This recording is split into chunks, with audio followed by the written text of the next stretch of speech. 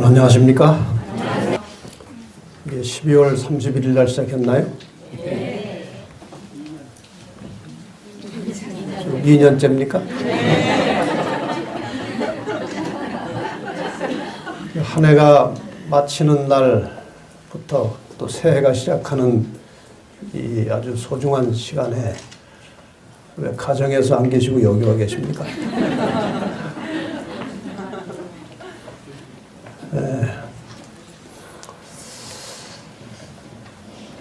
제가 우리 최 원장님에게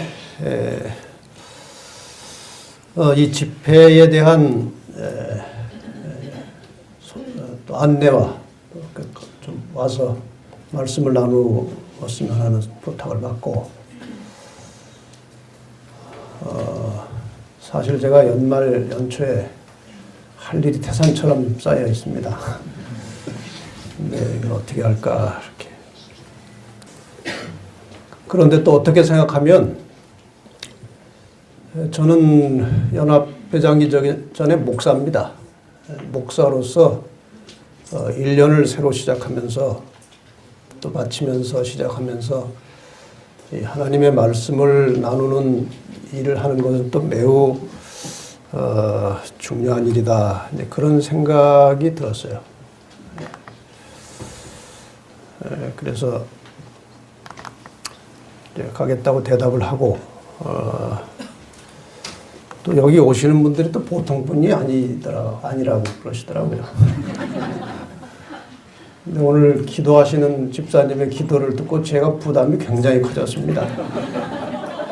얼마나 그 갈급한 심정을 기도로 토를 하시는지 그거를 내가 채울 수 있을까 하는 그런 상당한 부담도 들었습니다만은, 어쨌든 이 한국 교회의 책임자로서 이렇게 열정적으로 정말 바른 신앙을 위해서 또 바른 삶을 위해서 기도하고 투쟁하는 그 열심 있는 재림 성도들과 함께 한 해를 시작한다는 것이 상당히 의미심장한 일이라 그런 생각이 들었습니다.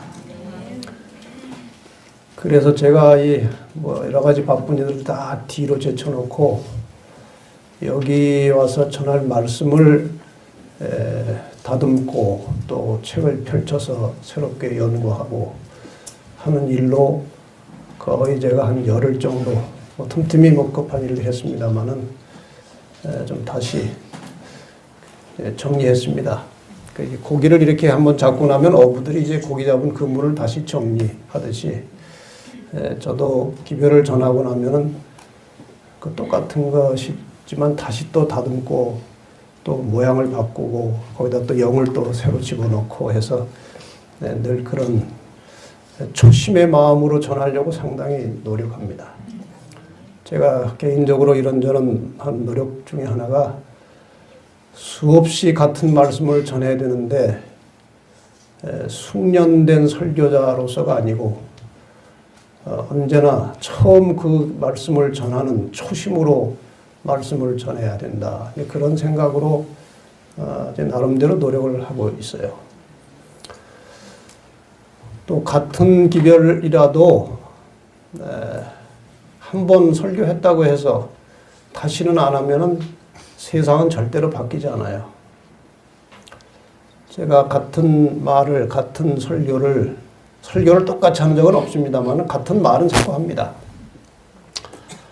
왜 같은 말을 자꾸 하느냐? 첫째, 다 잊어버리기 때문에 또 하는 거예요. 우리 목사들이 교인들한테 아주 고마워하는 것 중에 하나가 잘 잊어버려 주신다는 거예요. 그 안 잊어버리면 할 말이 별로 없어요, 나중에. 잘 잊어버리고, 예화만 몇 개 생각나지 다 잊어버리고 잘 몰라요, 지나고 나면. 두 번째로는 잊어버리지 않았어도 실천을 하지 않아요. 그렇기 때문에 실천할 때까지 해야 되는 겁니다. 맞습니까?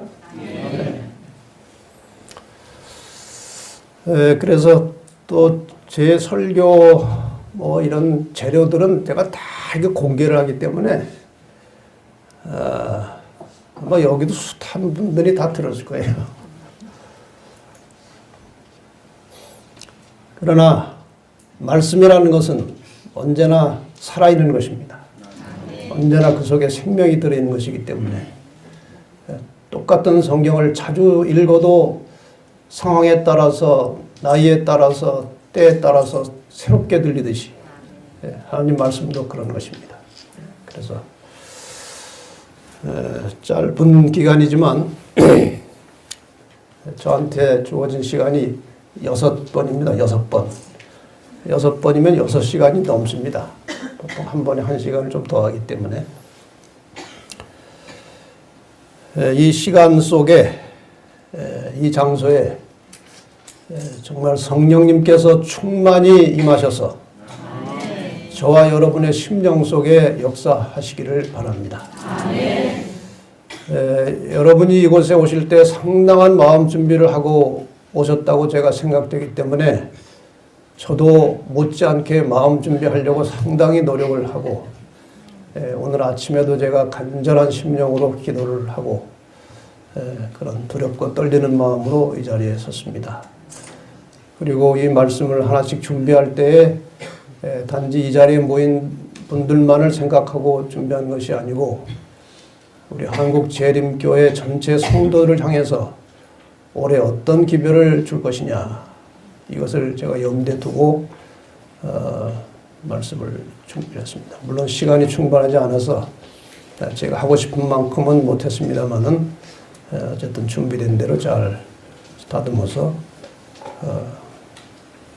정말 하나님께서 우리에게 하고 싶은 말씀이 무엇인지, 우리가 오늘 무엇을 듣고 무엇을 하기를 하나님이 원하시는지 그런 생각을 하면서 준비된 말씀을 함께 나누면서 이 시간에 하나님의 영이 임하시기를 간절히 바랍니다. 아멘.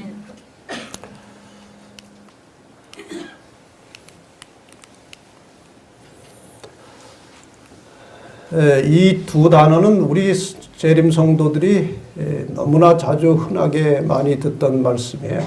예언.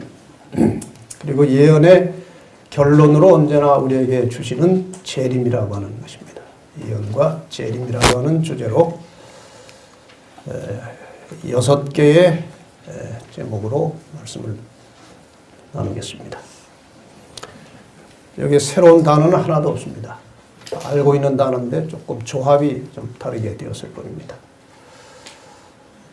첫째, 오늘 첫 시간에는 여자의 후손 그리고 어린 양이라는 제목으로 말씀을 나누고 그 다음에 저녁 먹기 전 두 번째 시간에는 구속의 역사와 흔들림의 시대 이런 제목으로 좀 말씀을 나누고 그 다음에 오늘 저녁 식사 후에 세 번째 시간에는 남은 자손의 출현과 그 사명이라는 제목으로 말씀을 나누고 그 다음에 내일 안식일 예배 시간에는 마지막 복음, 새 천사의 기별에 대해서 좀 새롭게 정리한 것들을 여러분에게 나누겠습니다. 그리고 내일 저녁입니까? 네. 오후입니까? 네, 뭐 저녁이든 오후든 상관없습니다. 다섯 번째 시간에는 노아의 때와 같으리라 이런 말씀을 좀 전하고 그리고 일요일 날 마지막 헌신 예배에서는 재림을 위한 개인적 준비 이런 제목으로 하겠습니다. 여자의 후손 그리고 어린 양이라고 하는 우리 신앙의 아주 근본적이고 본질적인 문제를 먼저 좀 다루겠습니다. 물론 새로운 것이 아닐 수 있어요. 그러나 이것은 언제나 우리의 심령 속에 새롭게 역사해야 하는 기별이에요. 우리 기독교 신앙의 근원이라고 할 수 있는 성경은 과연 무엇을 말하고 있느냐? 성경이 우리에게 가르쳐주고자 하는 것이 무엇이냐? 성경은 이미 하나님의 임재하심과 그분의 능력을 경험한 사람들이 기록한 글이에요. 그래서 하나님의 존재나 또 이런저런 사실에 대해서 증명하려고 시도하지 않아요. 그냥 선언하는 겁니다. 이미 자기들 경험했기 때문에 선언하는 것인지 설명하지 않아요. 그래서 사실이나 진리를 설명하거나 증명하는 것이 아니고 성경은 선언하는 것입니다. 이렇다. 두 번째, 하나님의 지구 창조, 그리고 이어진 인류의 역사, 인간의 타락한 배경 이야기를 간략하게 설명하고 있습니다. 세 번째는 이 타락하여 죽게 된 죄인을 용서하시는 하나님의 사랑, 그리고 구원의 원리가 무엇인지 이것을 설명하고 있어요. 그 다음에 네 번째로는 가장 많은 부분을 차지하고 있는 것은 인간 구원의 주체가 되시는 예수 그리스도에 대하여 성경은 상세하게 증거하고 있습니다. 이것이 성경이 우리에게 전하고 가르치고자 하는 내용들이에요. 이것을 통합적으로 설명하자면 성경은 인류의 과거, 현재, 미래의 역사를 다 포함해서 우리에게 보여주고 있어요.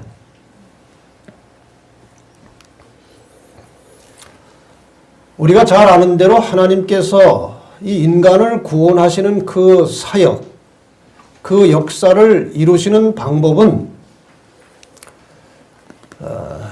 이것입니다. 아모스 3장 7절 말씀, 주 여호와께서는 자기의 비밀을, 이 비밀이라고 하는 것은 하나님께서 이 죄인을 어떻게 구원하시느냐, 그 비밀이에요. 그 비밀을 그 종 선지자들에게 보이지 아니하시고는 결코 행하심이 없으시리라. 하나님께서 인간을 구원하시는 계획을 말씀하시고 시행하실 때는 반드시 미리 하신다는 거예요. 갑자기 하시는 게 아니고. 이사야 42장 9절에 보면은 보라, 전에 예언한 일이 이미 이루었느니라. 그 전에 내가 이렇게 말했는데 이미 이렇게 이루어지지 않았느냐, 그거예요.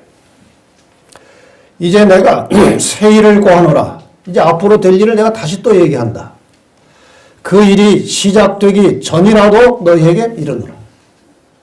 하나님이 앞으로 될 일을 다 아시기 때문에 항상 미리미리 말씀하시고 우리가 대비하고 준비하도록 하나님께서 미리 말씀을 주시는데 그것을 우리가 예언이라고 하는 겁니다. 예언. 어떤 면에서 성경 전체는 하나의 예언의 덩어리입니다. 하나님께서 다 미리 말씀하신 것이기 때문에.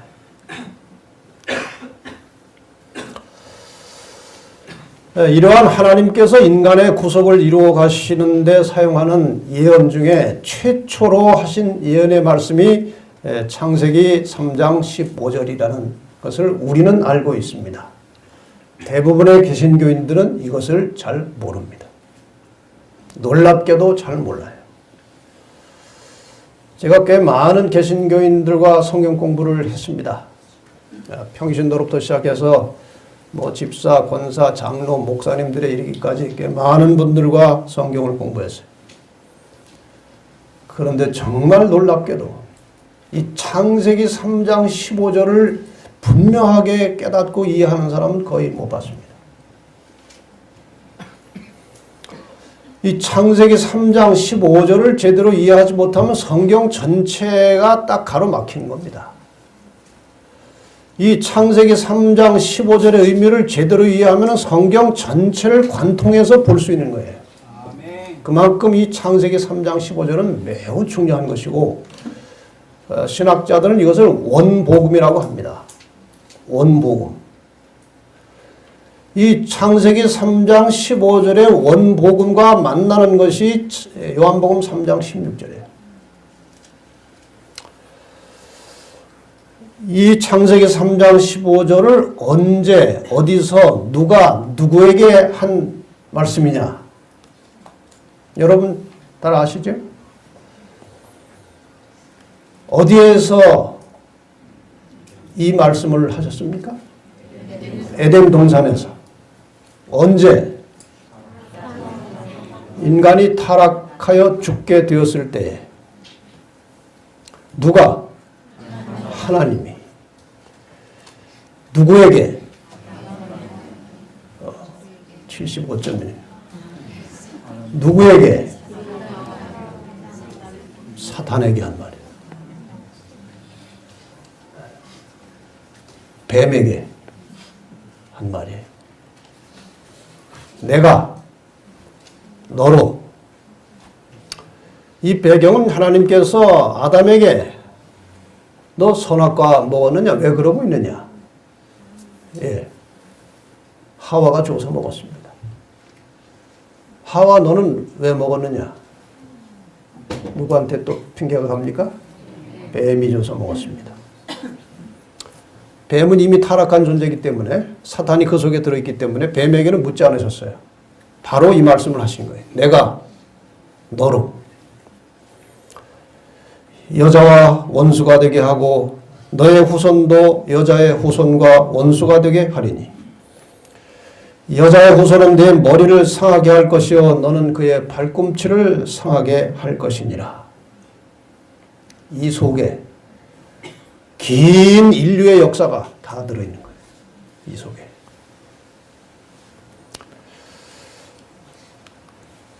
낱말 풀이를 좀 하겠습니다. 그래서 내가 아는 하나님이세요. 네, 내가. 너로 뱀, 사탄, 마귀 너로 하여금 여자와 원수가 되게 하겠다.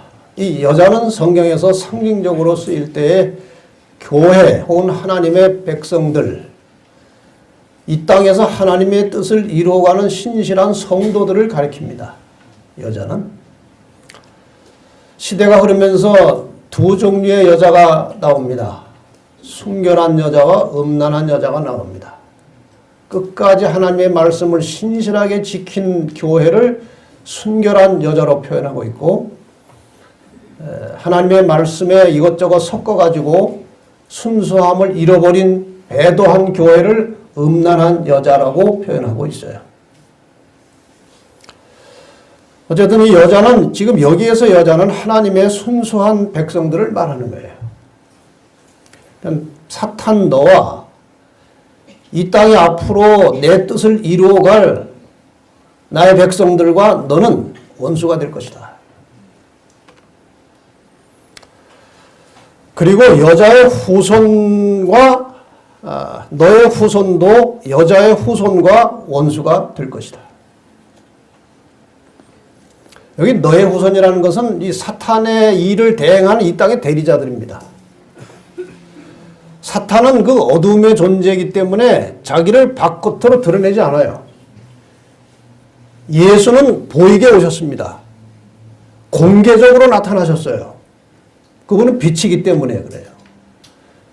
근데 이 사탄은 어둠이기 때문에 자기의 실체를 드러내지 않아요. 그래서 이 땅의 대리자들, 어떤 세력이나 어떤 국가나 개인을 통해서 사탄은 자기의 목적을 이루어가는 거예요. 그런 사람들을, 그런 세력들을 뱀의 후손이라고 하는 것입니다. 그들이 여자의 후손과 원수가 될 것이다.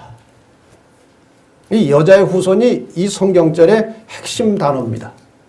여자의 후손.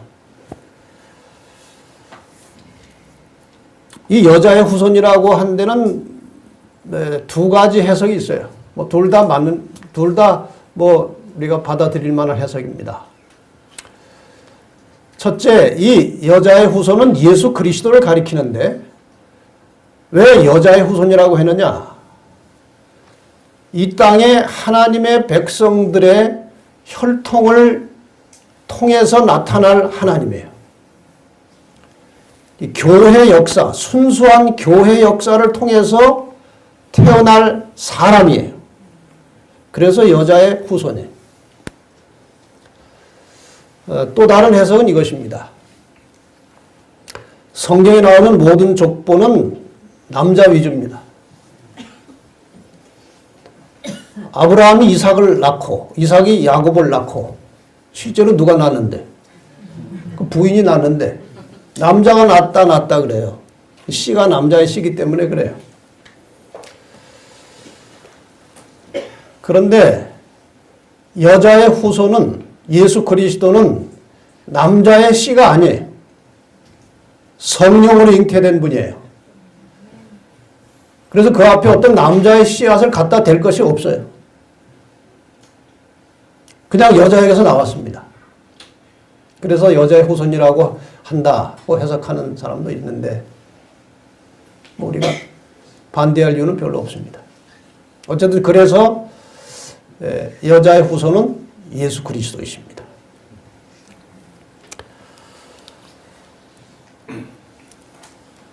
너의 후손과 여자의 후손도 원수가 될 것인데 싸우는 겁니다. 원수기 때문에 싸워요. 여자의 후손은 네 머리를 상하게 할 것이고 너는 그의 발꿈치를 상하게 할 것이다.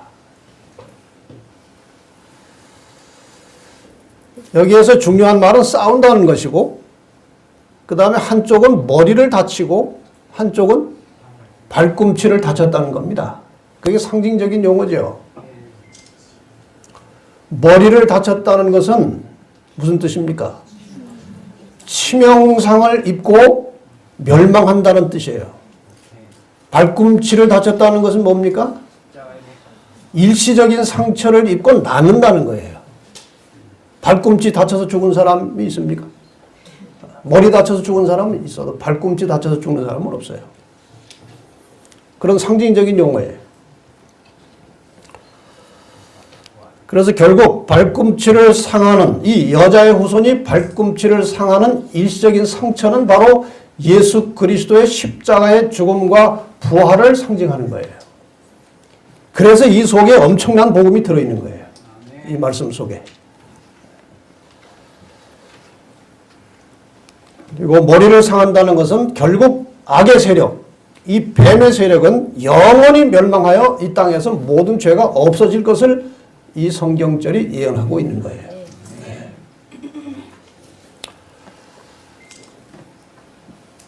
선과 악이 싸우는 겁니다. 우리가 믿든지 안 믿든지 원하든지 원치 않든지 상관없어요. 이 세상의 역사는 선과 악이 싸우는 거예요. 여자와 여자의 후손 그리고 뱀과 사탄의 대리자들이 싸우는 거예요.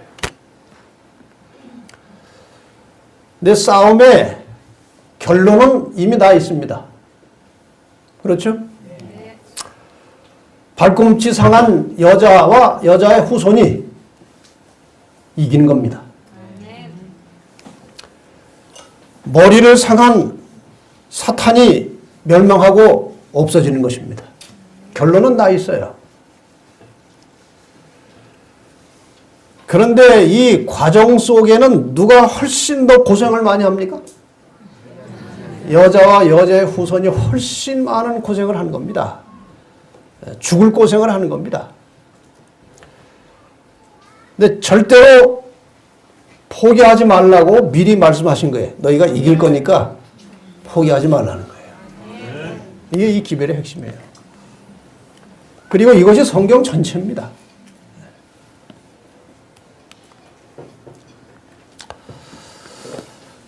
오늘 첫 시간에 이 모든 복음, 모든 성경의 핵심이신 여자의 후손 예수 그리스도에 대하여 다시 한번 좀 깊이 생각해 보려고 합니다.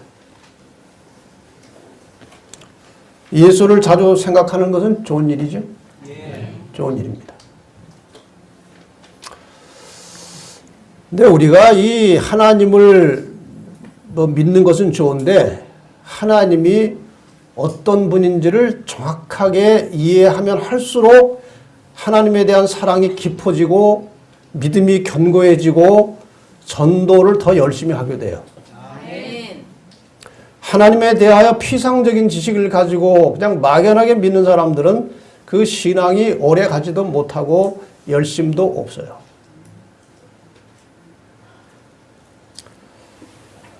제가 서울중앙교에서 목회할 때 계시록 세미나를 이제 일주일에 한 번씩 해서 6달을 했어요. 그래서 계시록 다 마쳤는데 그 자리에 참석은 안 했지만 이제 전해주는 테이프를 들은 장로교회 안수 집사, 남자 안수 집사 한 분이 있었어요. 이분이 이제 자기 처제가 그 테이프를 전해주는데 그 처제도 물론 장로교인인데 어떻게 이제 거기 왔어요. 와가지고 듣다가 그렇게 됐는데 이분이 이제 그 테이프를 받아들고 관심이 있었던 건 아니고 이단에서는 이 어려운 요한계시록을 어떻게 푸나 드러나보자. 제 경험으로 드러나보자 하다가 재림교회 있는 사람이 많아요. 네. 드러나보자. 이 사람도 드러나보자 하고 들었어요. 근데 기별을 들을수록 전혀 자기가 알지 못했던 새로운 메시지가 들어오는 것입니다. 그래서 한 20번쯤 강의가 끝났을 때 이제 저를 만나자고 요청이 왔어요. 그 처제를 통해서. 그래서 만났는데 이제 거의 90% 재림교인이 돼 있어요, 이미. 저는 한 번도 못 봤지만. 몇 가지 간단한 질문 제가 대답해 드렸어요. 근데 그분이 그때 한 이야기가 제가 잊혀지지 않는 것입니다. 자기가 요한계시록을 연구하기 전에 알고 있던 하나님하고 계시록 공부를 하고 다시 깨달은 하나님이 다르더라는 거예요. 그전에는 하나님이 그냥 막연하고 안개처럼 뿌옇고 그랬었는데 계시록을 공부하고 나니까 하나님이 아주 선명하게 가까이 계시다는 사실을 깨달았다는 거예요. 그런 확신이 들면 신앙이 달라집니다. 그래서 그분이 얼마 후에 이제 가족 3명 먼저 침례를 받고 그 뒤에 그런 확신이 있으니까 열정이 생겨요. 그래가지고 뭐 가족들, 뭐 자부, 그 결혼할 그 자기 아들 여자친구가 있으면 교인이 재림교인이 안 되면 결혼 못 한다는 거예요. 초신자 때부터. 그래서 1년 반 사이에 정확하게 제 기억은 잘 못하겠어요. 많아가지고 한 14명인가 침례를 줬어요.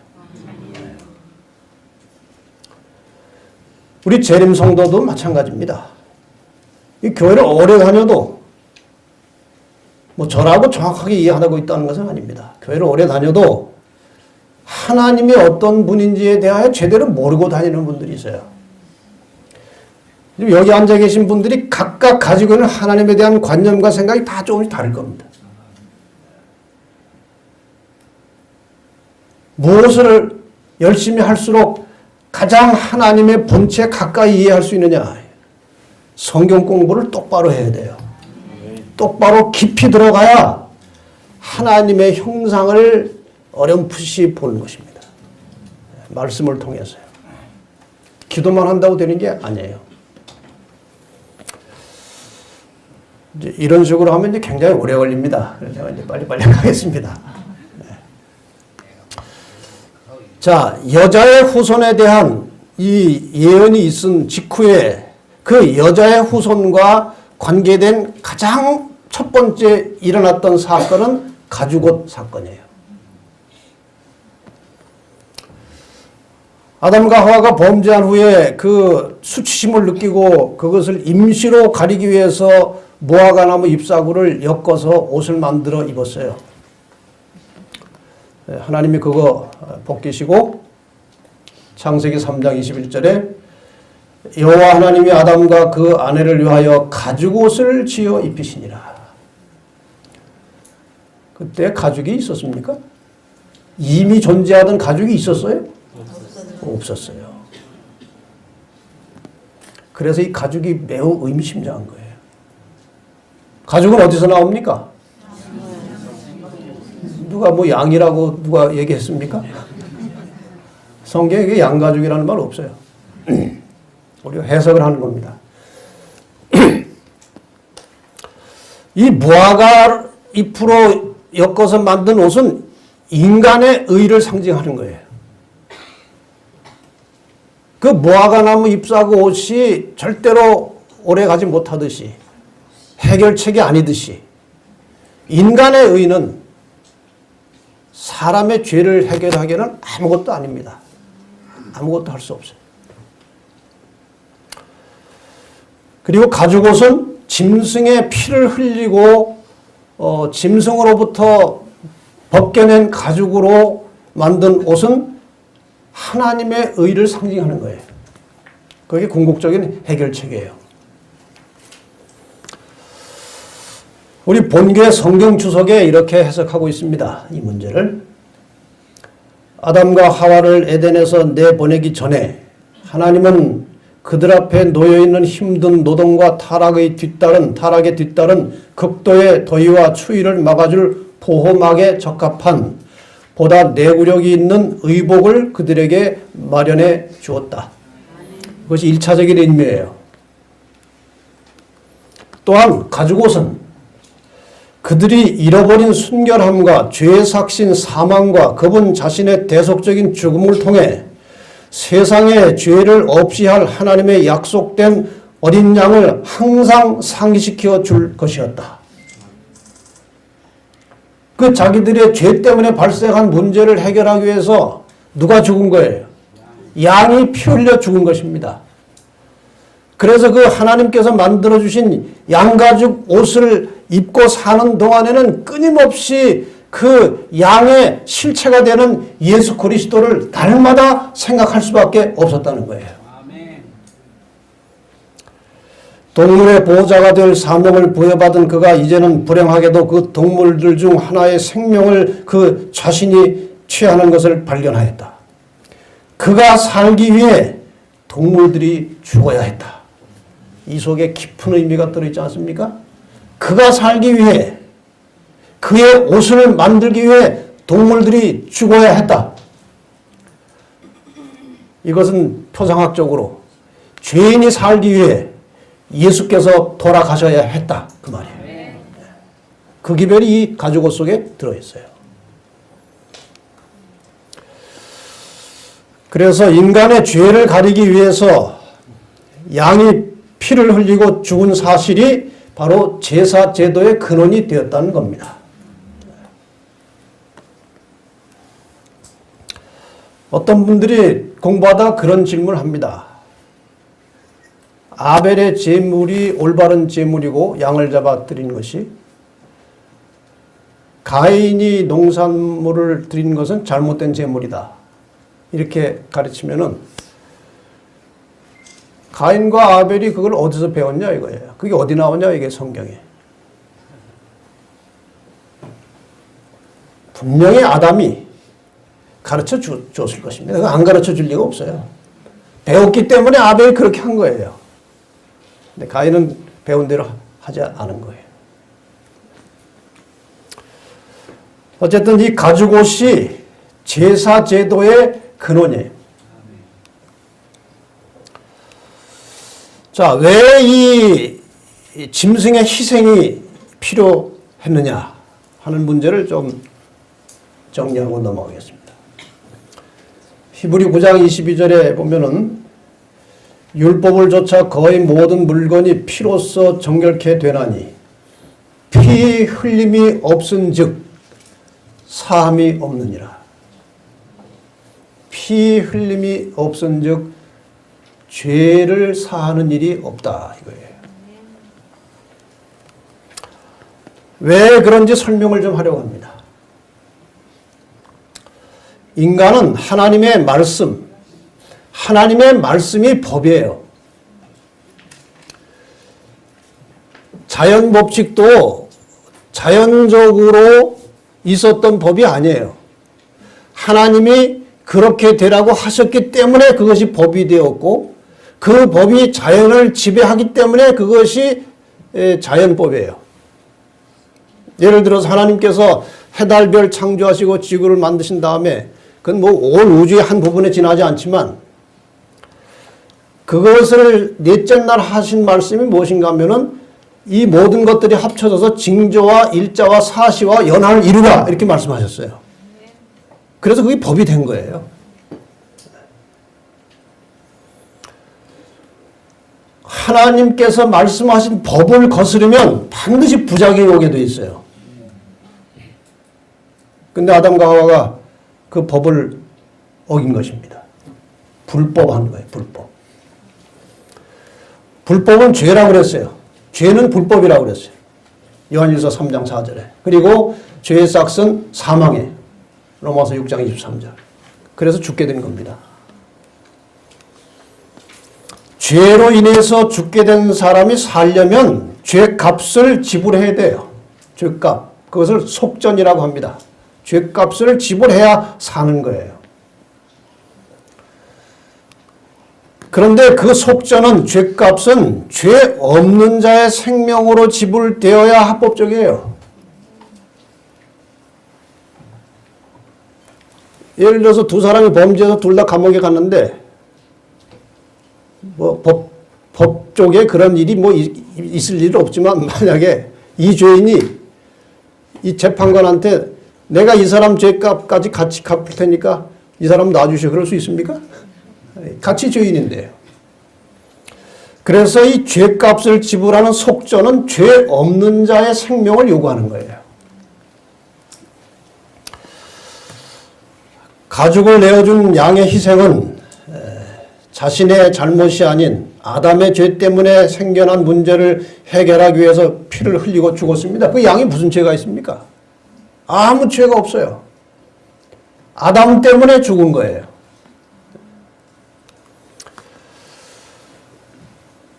그러나 그 양의 피 흘림과 희생으로 만들어진 가죽옷은 죄를 근본적으로 해결하는 것이 아니고 그건 임시 방편이고 상징적인 거예요.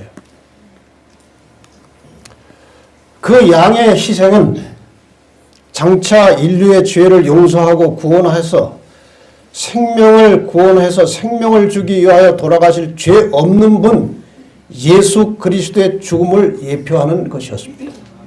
가죽옷이 바로 그런 의미가 있었다는 거예요.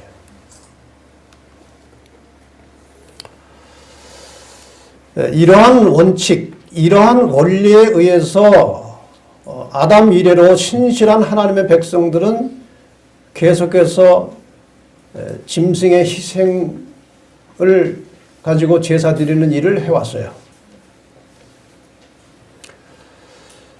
잘 아시는 이야기는 창세기 4장 3절에서 5절에 나오는 이 가인과 아벨의 제사 이야기입니다. 가인은 땅의 소산으로 제물을 드렸고 아벨은 양의 첫 새끼와 그 기름으로 제사를 드렸어요. 근데 하나님께서 아벨과 그 제물은 연락하셨으나 가인과 그 제물은 연락하지 않으셨다. 받지 않으셨다. 이게 아주 중요한 또 이야기입니다. 가인이 하나님의 존재를 믿지 않았습니까? 믿지 않았다면 제사 안 드렸을 것입니다. 믿었어요. 그리고 하나님의 말을 100% 거절한 건 아니고 거의 들었는데 부분적으로 자기 생각을 섞은 거예요. 부분적으로. 그래서 자기 제사가 자기 제물이 받아들여지지 않았을 때 어떻게 됐습니까? 나중에 결과가 동생을 쳐 죽였습니다. 하나님을 안 믿는 자가 하나님을 믿는 자를 죽인 게 아니에요. 우리말로 표현하면 한 글자예요. 한 글자 차이예요. 하나님을 다르게 믿는 자가 하나님을 바르게 믿는 자를 쳐 죽인 겁니다. 제대로 들으셨습니까? 하나님을 다르게 믿는 자가 하나님을 바르게 믿는 자를 쳐 죽였고 그것이 선악의 싸움의 핵심이에요. 그래서 결국 역사의 과정에서도 그랬지만 역사의 마지막에서도 하나님을 잘못 믿고 있는 자들이 하나님을 바르게 믿는 자들을 핍박하는 겁니다. 그래서 너희 원수가 자기 집안 식구리라 그렇게 말씀하셨어요. 부조화 선지자 72페이지에 아벨은 구속의 대원칙의 의미를 파악하였다. 그는 자신이 죄인인 것과 죄와 그 죄의 형벌인 죽음이 그의 영혼과 하나님과 교통을 가로막고 있는 것을 보았다. 그는 흘려진 피를 통하여 미래의 희생, 즉 그리스도께서 갈바리의 십자가에서 죽으시는 것을 바라보았다.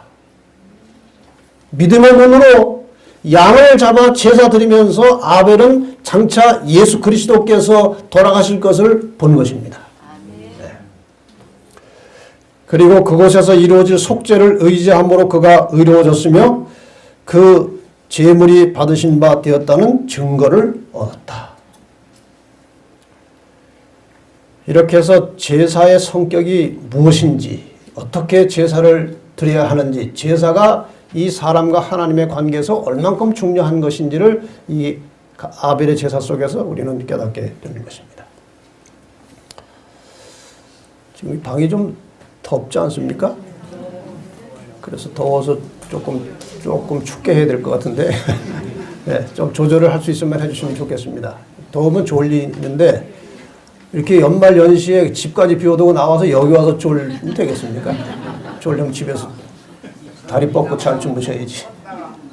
예, 자, 계속하겠습니다. 여기 가인과 아벨의 제사에서, 특히 아벨의 제사에서 양의 희생은 말씀드린 대로 예수의 죽음을 예표하는 것이었다. 그 다음에 아주 이 구속의 역사에 있어서 매우 중요한 이야기가 하나 나오는데, 아브라함이 이삭을 제물로 드리는 사건이에요. 이번에 이것을 이렇게 좀 깊이 연구하면서 이것이 그냥 우리가 생각하고 있는 것보다 훨씬 중요한 의미가 있다는 사실을 깨달았어요. 하나님께서 왜 그 독자 이삭을 제물로 드리라고 아브라함에게 말씀하셨느냐? 왜 그렇게 하셨느냐? 왜 그런 일을 하셨느냐? 거기에 뭐 여러 가지 이유가 있습니다만은 핵심적인 내용만 좀 다뤄보겠습니다.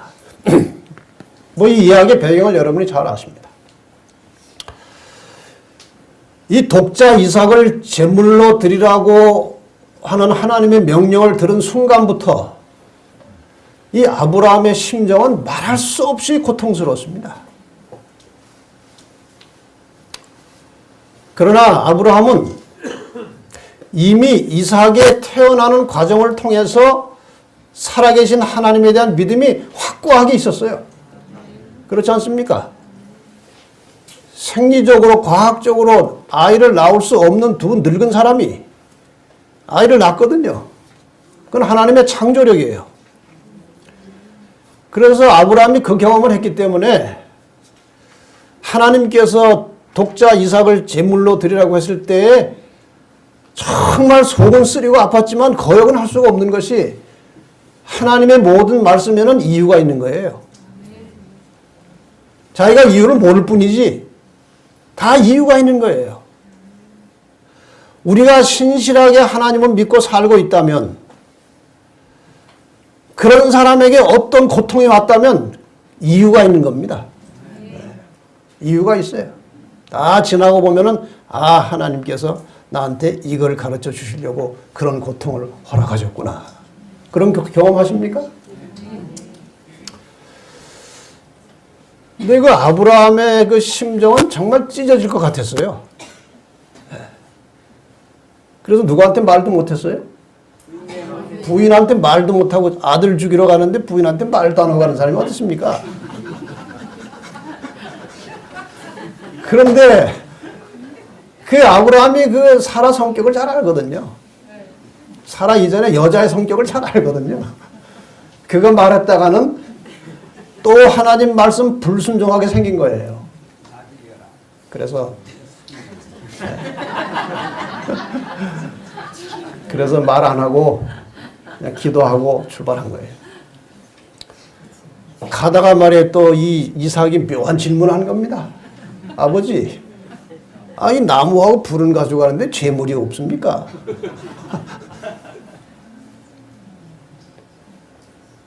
그 참 막연한 대답인데 그 예언적 대답이었어요. 예언적 대답. 실제로 이 아브라함은요, 이삭을 죽일 때에 하늘에서 소리가 나서 안 죽일 수 있다는 생각은 전혀 못했습니다. 정말 죽이려고 한 거예요. 그래서 마음이 아팠던 거예요. 지금 이 장면이에요.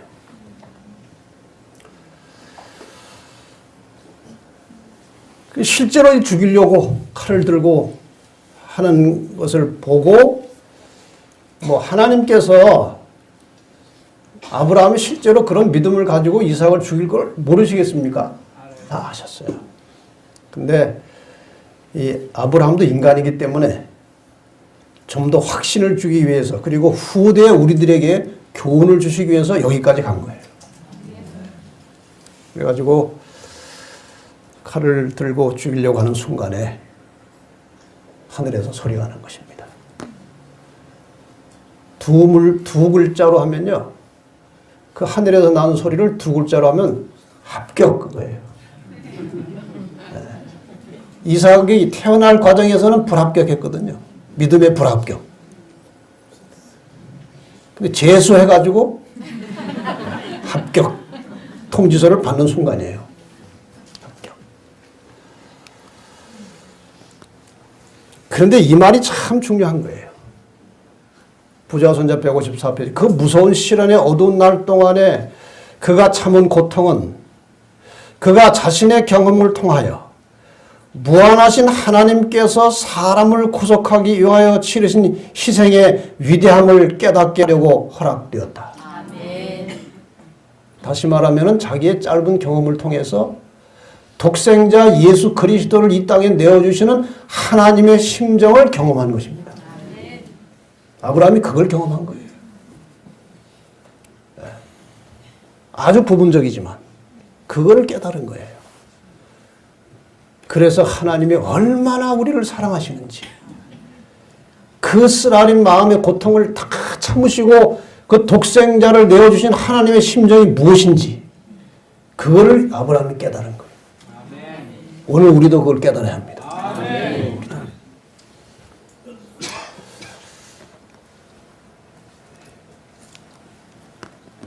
아브라함이 눈을 들어 살펴본 즉 한 수양이 뒤에 있는데 뿔이 수풀에 걸렸는지라 아브라함이 가서 그 수양을 가져다가 아들을 대신하여 번제로 드렸더라. 예수. 저 양보하려고 제가 굉장히 노력을 많이 했습니다. 저 양은 우리나라에 없어요. 우리나라에 없는 게 아니라 세계에서 저 하나밖에 없어요. 다 이런 그림 속에 양이 들어있지 박스 속에 저 양이 딱 저렇게 나와 있는 건 없어서 제가 누구한테 돈 주고 만들었어요. 여러분에게 이해를 좀 쉽게 해드리려고. 저 양이 바로 무엇입니까? 예수로서 이삭 대신 죽은 겁니다.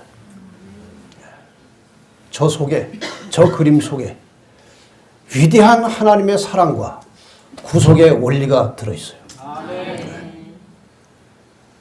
아들 이삭 대신 양이 죽은 거예요. 우리 대신 예수가 죽은 것입니다.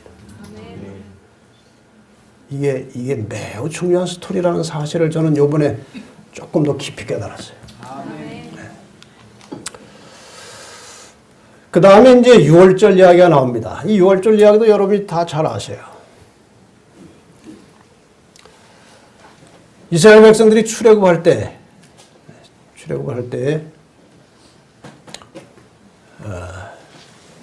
마지막 재앙 때 장자 죽이는 재앙에서 이제 이 문제가 나오는 거죠. 양을 준비하고 있다가 그러니까 6월절 전에 미리 준비하고 있었어야 돼요. 양을 14일까지 간직했다가 해질 때에 그 양을 잡고 첫째, 둘째 그 양을 잡은 다음에 양을 잡을 때 나온 피를 양을 먹어야 하는 겁니다. 양을 먹을 집 문 좌우 설주와 임방에 바르고 그 다음에 세 번째 그 고기를 불에 구워 무교병과 쓴 나물과 아울러 먹으라 그랬어요.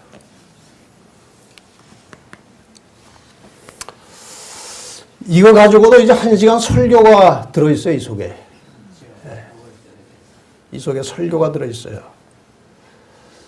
구원의 원리가 뭔지 이 속에 들어있어요. 양을 잡으라고 하는 것은 그 어린 양 대신 예수 그리스도를 상징하는 것입니다. 그리스도의 죽음과 희생을 상징하는 거예요. 그러니까 보편적인 구원의 원리가 그 속에 들어있어요.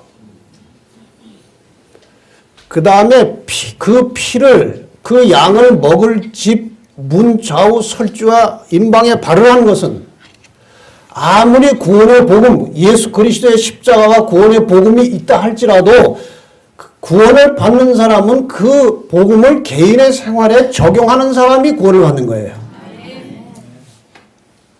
이게 두 번째 의미가 그거라고 돼 있어요. 설명이. 예수 그리스도의 십자가를 통한 구원의 원리를, 그 복음을 자기 개인에게 적용하는 사람이 구원을 받는 거예요. 네. 그 다음에 구원을 받은 사람은 그 고기를 먹어야 하는 것입니다.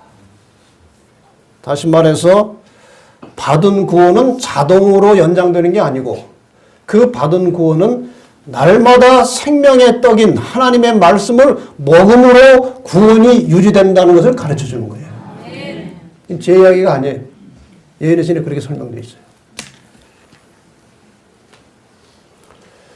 그래서 우리는 유월절을 통해서 다시 한번 이 구원을 어떻게 받고 이 받은 구원을 어떻게 유지하는지 그것을 깨닫게 되는 것입니다.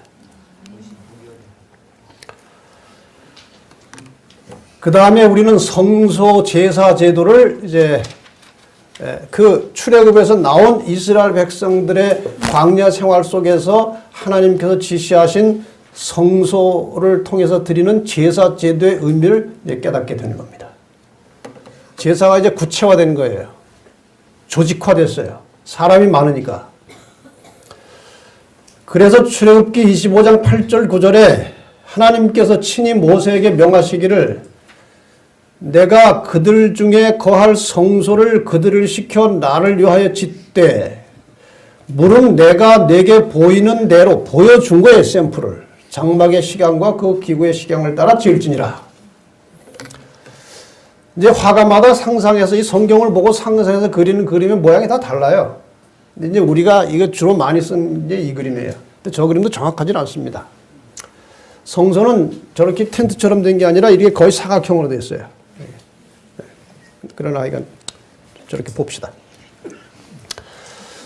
여기 이제 뜰이 있고 이 성막에 들어가면 두 칸이에요. 그렇죠? 다 아시잖아요. 네, 두 칸. 저 안에 들어가면은 이제 원래 휘장이 열려 있는 게 아니고 닫혀져 있는데 오늘 여러분 좀 보여드려야 되기 때문에 잠깐 열어놓은 거예요.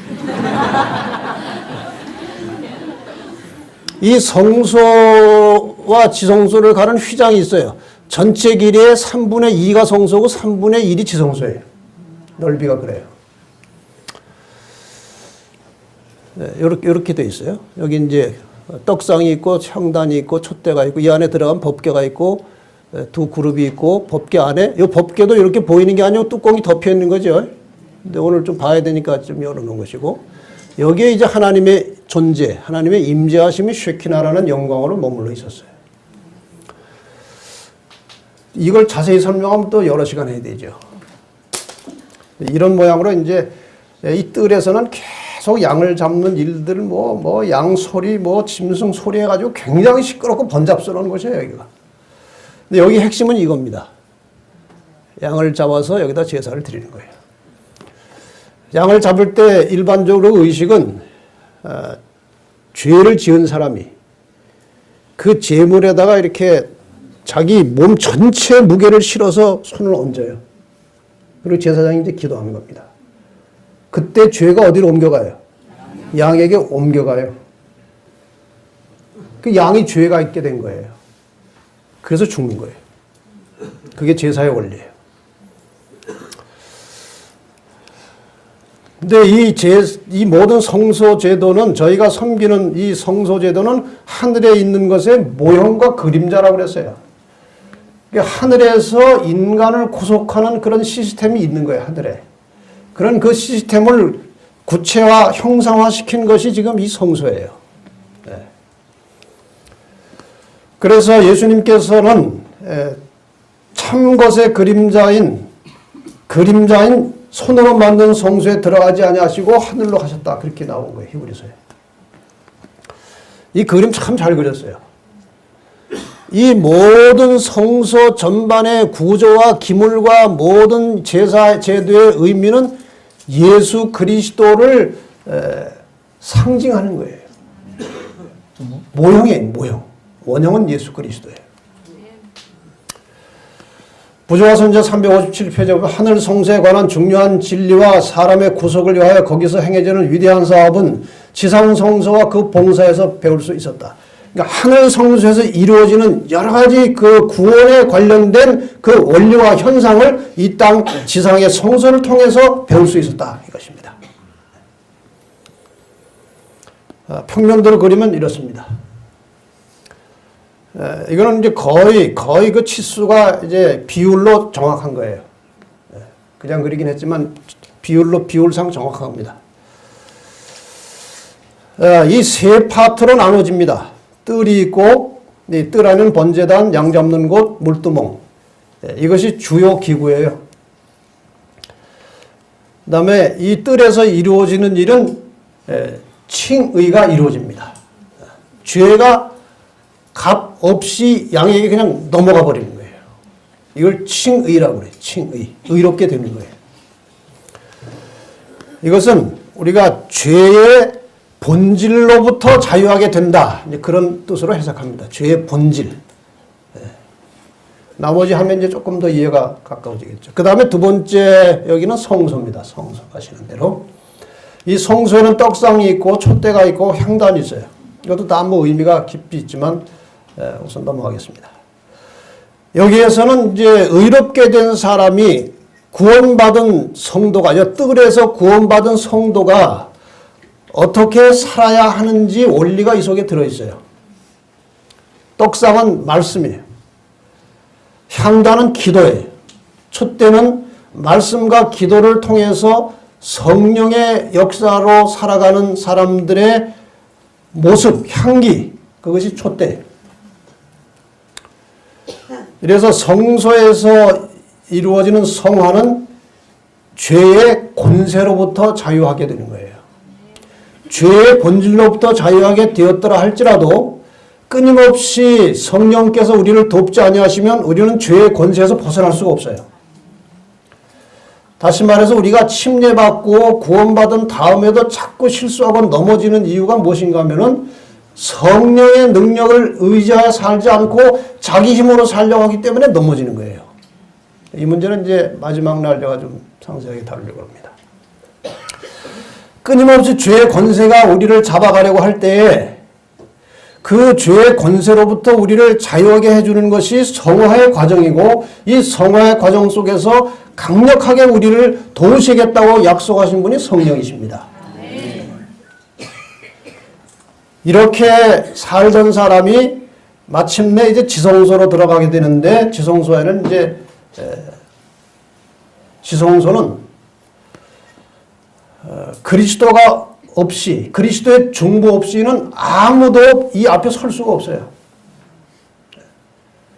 법궤 앞에 서는 순간에 죽는 것입니다. 인간은.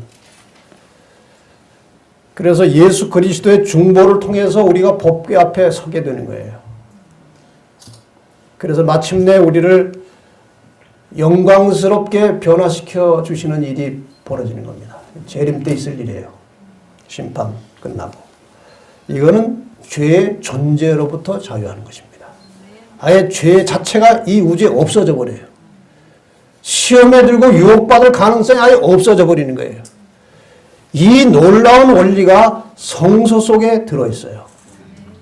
이것이 재림교회의 아주 독특한 기별 중에 하나예요. 저희가 섬기는 이 지상의 성소는 하늘에 있는 것의 모형과 그림자라고 그랬어요.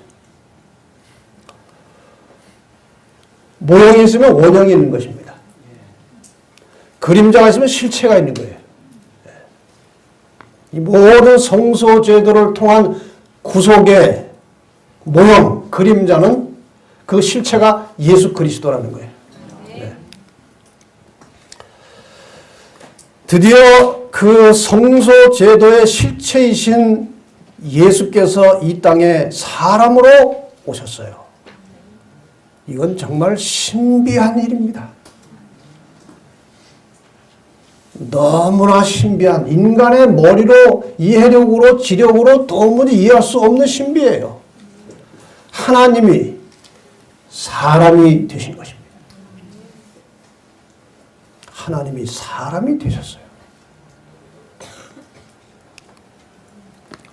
어린 양 모형의 원형이신 예수께서 하늘에서 이 땅으로 내려오셨어요. 그것도 그 마국간에. 아들을 낳으리니 이름을 예수라 하라. 이는 그가 자기 백성을 저희 죄에서 구원할 자이십니다. 보라, 처녀가 잉태하여 아들을 낳을 것이요 그 이름을 임마누엘이라 하리라 하셨으니 이를 번역한즉 하나님이 우리와 함께 계시다 함이라. 아멘. 하나님이 우리와 같이 계시고 싶으신 그 마음을 더 이상 참을 수가 없어가지고 성막 성소에서도 물론 하나님이 계셨습니다. 성막 안에 지성소 속에 하나님께서 그 백성 가운데 임재해 계셨어요. 백성 가운데 임재해 계셨어요. 보이진 않지만 모든 백성들이 그 속에 하나님이 임재로 영광으로 계시다는 사실을 알고 있었어요. 그래서 이스라엘 백성들이 천막을 치고 있지만 저 중심에 지성소에 들어가면 하나님의 영광이 있다는 사실을 의식하고 사는 거예요. 그런데 드디어 그분이 영광의 광채가 아니고 실제 인간의 모습으로 오셔서 우리 곁에 존재하게 된 것입니다. 네. 오늘 그 문제까지 가지는 않겠지만 예수님께서 가신 뒤로는 더 가까이 오셨는데 성령께서 우리 속에 계시겠습니다. 네.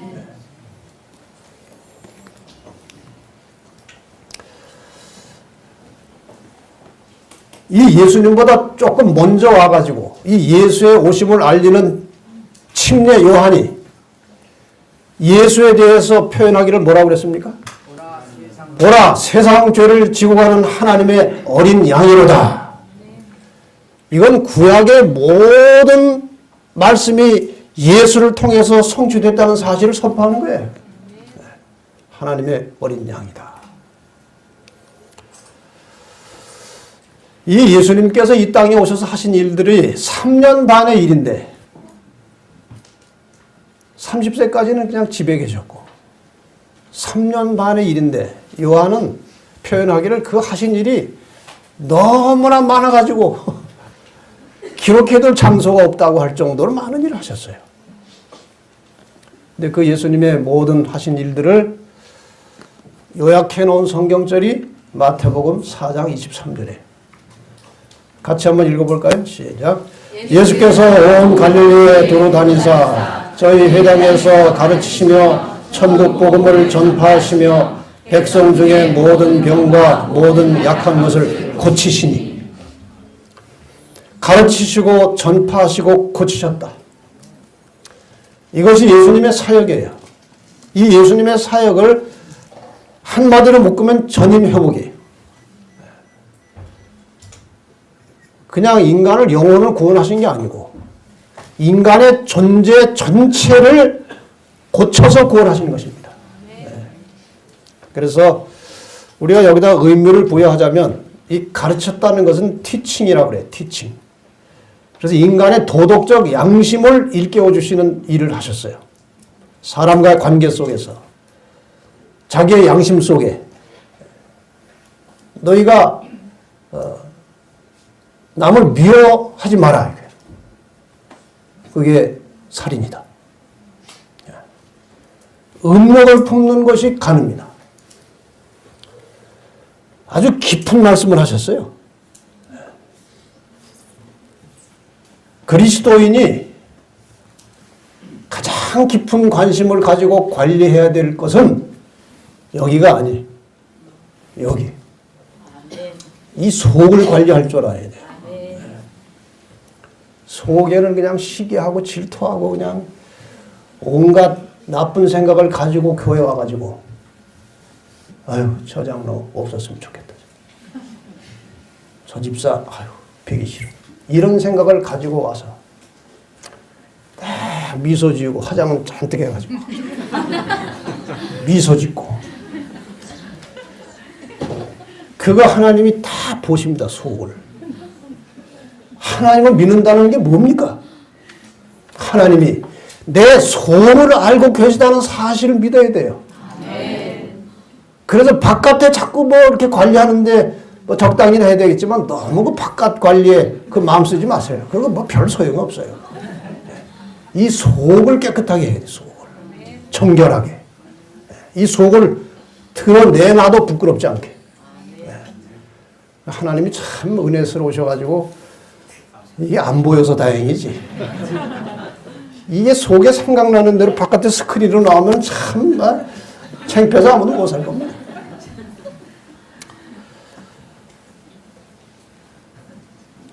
예수님께서 가장 고쳐주기를 원하셨던 곳은 속이에요. 속.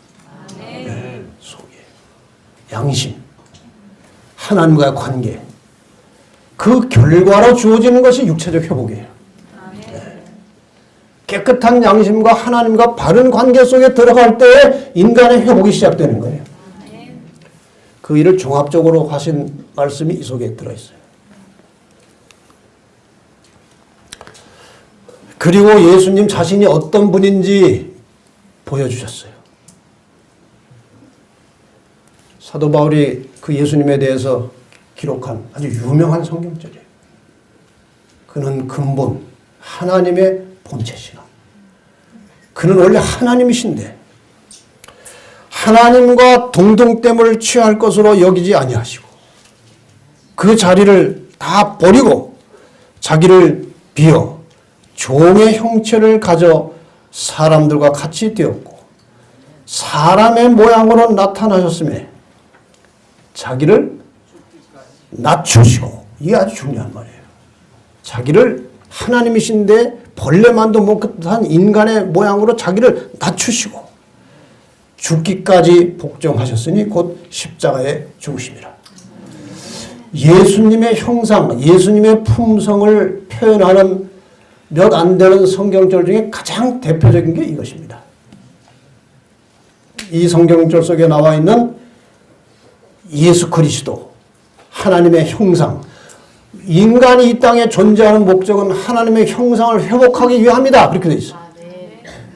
그 하나님의 형상이 뭐냐 우리가 본 적도 없는데 예수 그리스도가 하나님의 형상이라고 그랬죠. 그분의 형상이 여기 어렴풋이 나온 겁니다. 겸손과 희생이에요. 겸손과 희생이에요. 이 교회 지도자들이 다 겸손하고 희생하여 남을 높이고 남을 대접하고 남을 이롭게 하게 살면 교회가 금방 부흥할 것입니다. 그게 예수의 모습이에요.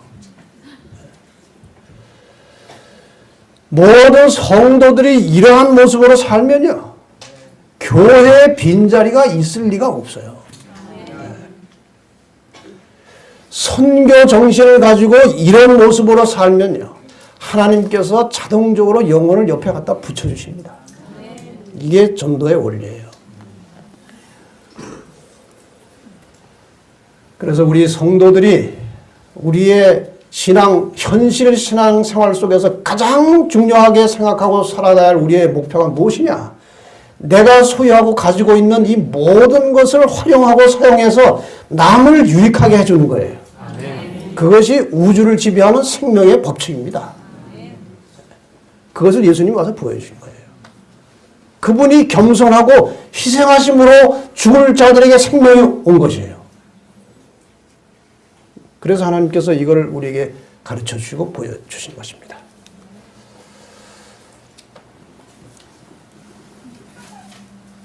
근데 그분이 돌아가셨어요. 제가 이걸 준비하면서 사람이 죽게 되는 이유를 한번 생각해 봤어요. 사람이 왜 죽나? 아니, 그런 영적인 거 말고 실제로. 수완이 다 해서 죽어요. 늙어가지고 이제 기력이 다 빠져서 죽는 사람들이 있어요. 사고로, 타살로, 전쟁으로 죽어요. 그러죠? 질병, 천재지변으로 죽어요. 자살해서 죽어요. 그 다음에 아주 중요한 이유가 또 하나 있어요. 재판을 받아서 사형당해서 죽어요. 맞습니까? 혹시 여기 나온 이유 말고 또 다른 이유가 있으면 저에게 전화 연락해 주세요. 다음에 할 땐 또 붙여야 되니까. 그건 타살이에요, 순교는. 남이 죽이는 거니까. 자, 그런데 예수의 죽음은 그 죽음의 원인에 아무것도 해당이 안 돼요. 재판받아서 사형을 당하는 것은 가장 극악한 죄인에게 내리는 형벌이에요. 웬만해가지고는 안 죽입니다. 요새는 사형제도 자체를 다 없애고 있는 상황이에요.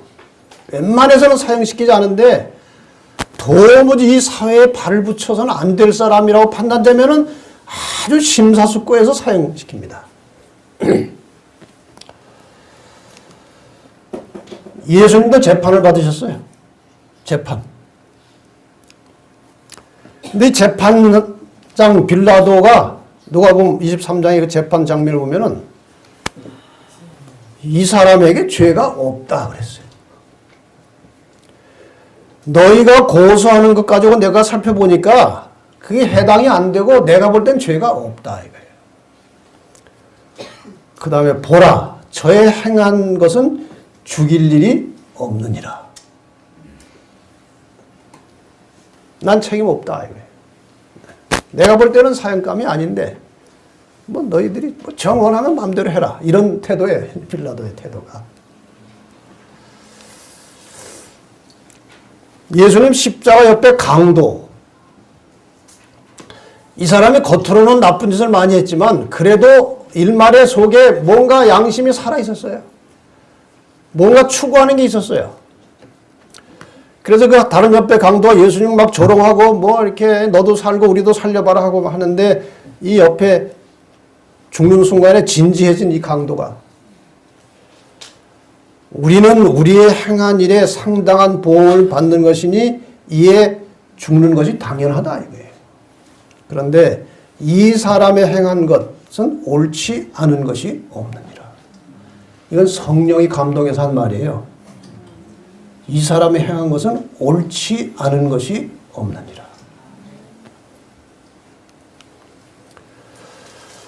예수님께서 십자가에 돌아가시는 장면을 다 목격했던 마지막 순간까지 봤던 백부장이 이 사람은 정녕 의인이었도다. 그랬어요. 죽을 죄가 없어요. 그런데 죽었어요. 참혹하게.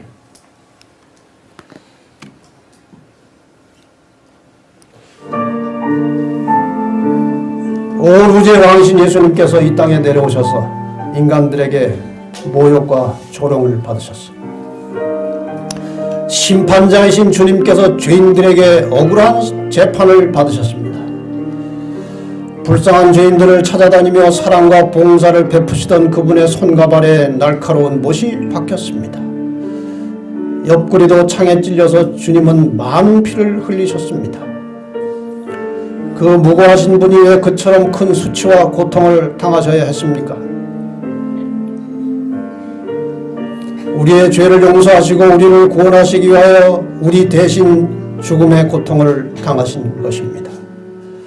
우리를 살리시기 위하여 그분이 돌아가신 것입니다. 그분은 하늘에서 내려오신 사랑이셨습니다. 구원이었습니다. 그분은 인간의 모든 죄짐을 짊어지시고 그 고통이 너무 심하여 마침내 심장에 파열되어서 돌아가셨습니다. 아무 죄 없는 분.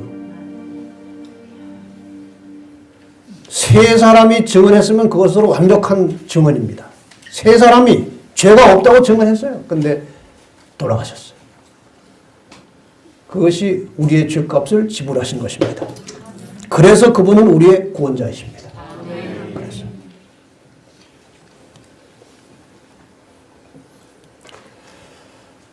마가복음 15장 37절에 공동 번역에 보면 이렇게 되어 있습니다. 예수께서는 큰 소리를 지르시고 숨을 거두셨다. 그때 그 순간에 성전 휘장이 위에서 아래까지 두 폭으로 찢어졌다. 이 성소와 지성소를 가로막고 있는 휘장 역시 그리스도를 상징하는 것입니다. 그리스도께서 십자가에 몸이 찢겨 돌아가시는 순간에 휘장이 찢어졌다는 것은 매우 의미심장한 일이에요. 그 시간은 1월 14일 6월절 금요일 오후 3시. 상번제 드리는 시간입니다. 죄인들이 와서 드리는 일반적인 속죄 제사 외에 날마다 제사장들이 2번씩 상번제를 드렸어요. 9시, 3시. 오후 3시에 제사장이 한 양을 상번제 제물로 가지고 와서 죽이려고 한 순간입니다. 시대 소망의 그 당시 장면을 생생하게 표현하고 있어요. 모든 것이 공포와 혼란뿐이었다. 제사장은 희생제물을 죽이려 했으나 칼은 그의 무기력한 손에서 떨어지고 양은 도망쳐 버렸다. 놀라운 일이 벌어진 거예요. 그 양은 죽어야 되는데 누가 이제 돌아가셨어요? 실체이신 원형이 돌아가셨기 때문에 양은 죽을 필요가 없다는 거예요. 하나님의 아들의 죽음으로 모형이 원형과 마주쳤다. 큰 희생이 이루어졌다. 지성소로 가는 길은 열렸다. 새로운 삶의 길이 만민을 위하여 준비되었다.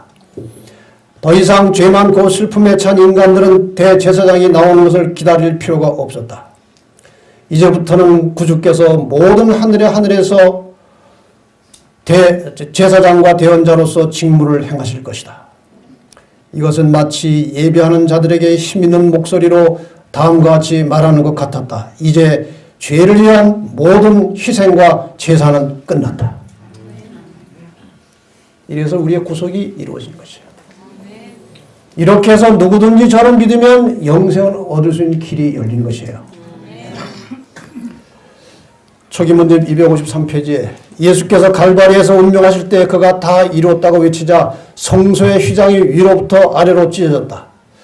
그것은 지상 성소에서의 봉사가 영원히 끝났고 하나님께서는 그들이 드리는 희생제물을 받으시기 위하여 더 이상 지상 성소에서 제사장들을 만나지 않을 것을 보여주는 것이다. 그때 예수께서 피를 흘리셨으며 그 피를 가지고 친히 하늘 성소에서 드신 것이다. 이 김명호 목사님이 물론 예언의 신에 그 말씀이 나옵니다만은 대표적으로 사용하신 분이 그분이에요. 구속의 과학이에요. 구속은 과학이에요. 그냥 무법적으로 그냥 하나님 마음대로 하는 게 아니고 온 우주의 질서와 법칙을 손상시키지 않고 죄인을 구원하시는 하나님의 놀라우신 섭리가 바로 이 구속의 역사예요.